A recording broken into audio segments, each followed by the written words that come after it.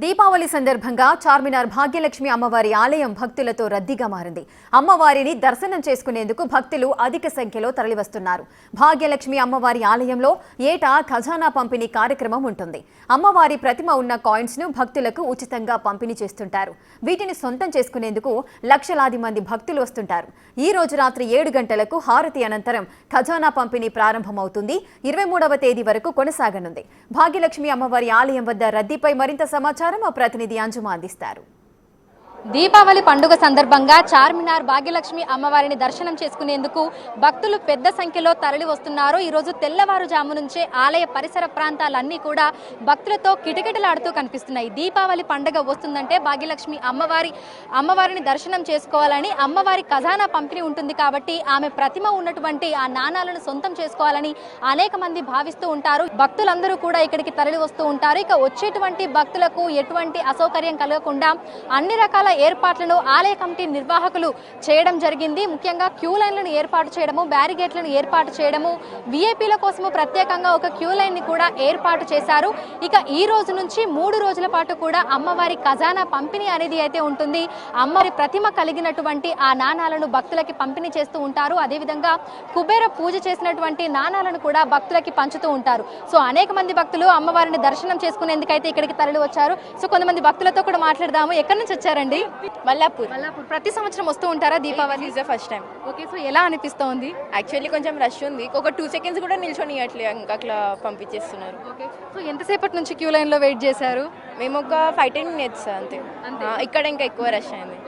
So Deepavali టైంలో ఇక్కడ ఖజానా పంపిణీ అనేది చేస్తారని తెలుసా? అమ్మవారి నాణాలను ఇస్తారు. యాక్చువల్లీ దానికోసం అని చెప్పేసి వచ్చాము, కానీ ఇంకా ఇక్కడికి వచ్చినాక నైట్ నుంచి ఇస్తారు అని చెప్పినారు. దర్శనం అయితే బాగా జరిగిందా? దర్శనం బాగానే జరిగింది. మీకు ఎలా అనిపిస్తోంది? చాలా బాగుంది. అమ్మవారిని చూస్తుంటే చాలా అందంగా ఉన్నారు. గూస్ బంప్స్ వచ్చినాయి అమ్మవారిని చూస్తుంటే. సో అంటే లైక్ ఫస్ట్ టైం అన్నారు కదా మీరు భాగ్యలక్ష్మి అమ్మవారిని దర్శనం చేసుకోవడం, మరి ఇక్కడ ఏర్పాట్లు ఇదంతా ఎలా ఉంది? చాలా బాగుంది. డెకరేషన్ అయితే చాలా బాగా చేశారు. ఇంకా గవర్నర్ గారు కూడా వచ్చారు ఇందాకే. ఎటువంటి ఇబ్బంది లేకుండా అంత బాగా చేశారు. సో దీపావళి పండుగను మీరు ఎలా సెలబ్రేట్ చేసుకుంటూ ఉంటారు? క్రాకర్స్ కాలుస్తాం ఆబ్వియస్లీ. పొద్దున్న గుడికి వెళ్తాము, మంచిగా రెడీ అవుతాము, అంత బాగుంటుంది. Thank you. సో చూడొచ్చు, చిన్న పెద్ద తేడా లేకుండా ప్రతి ఒక్కరు కూడా ఇక్కడికి వచ్చి అమ్మవారిని దర్శనం చేసుకుంటున్నారు. ఇక వచ్చేటువంటి భక్తులకు ఎటువంటి అసౌకర్యం కలగకుండా అన్ని రకాల ఏర్పాట్లను అయితే పూర్తి చేయడం జరిగింది. అదేవిధంగా మనకి ధనత్రయోదశి నుంచి బాయిదూజ్ వరకు కూడా దీపావళి ఉత్సవాలు భాగ్యలక్ష్మి అమ్మవారి ఆలయంలో ఎంతో ఘనంగా నిర్వహిస్తూ ఉంటారు. అదేవిధంగా దీపావళి రోజున సాయంకాలం 7 గంటలకు అమ్మవారికి హారతి ఇచ్చిన తర్వాత ఖజానా పంపిణీ అనేది ప్రారంభమవుతుంది.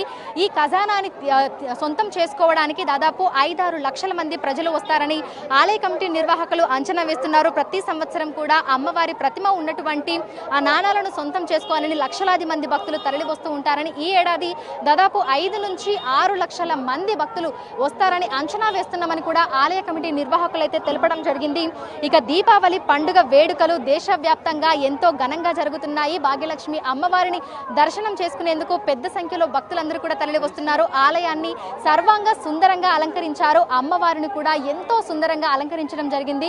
అమ్మవారిని చూస్తుంటే గూస్ బంప్స్ వస్తున్నాయని కూడా భక్తులు అయితే తెలుపుతున్నారు. ఇక వచ్చిన వారు వచ్చిన విధంగా దర్శనం చేసుకుని వెళ్లే విధంగా కూడా అన్ని ఏర్పాట్లను అయితే పూర్తి చేయడం జరిగింది. వీడియో జర్నలిస్ట్ హరీష్తో అంజుమ, బిగ్ టీవీ, హైదరాబాద్.